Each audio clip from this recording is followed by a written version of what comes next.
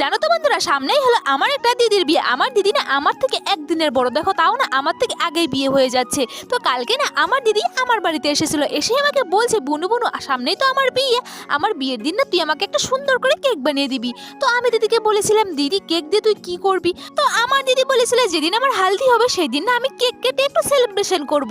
তারপর আমি দিদিকে বলেছিলাম, দিদি বিয়ের দিন আবার কেউ সেলিব্রেশন করে নাকি, তুই তো বিয়ে করে কান্না করতে করতে চলে যাবি।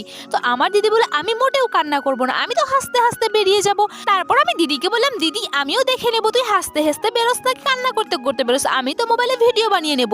তো আমার দিদি বললো, ঠিক আছে এখন আর ইয়ার্কি করতে হবে না, তুই আমাকে একটা সুন্দর করে কেক বানিয়ে দিলেই হলো।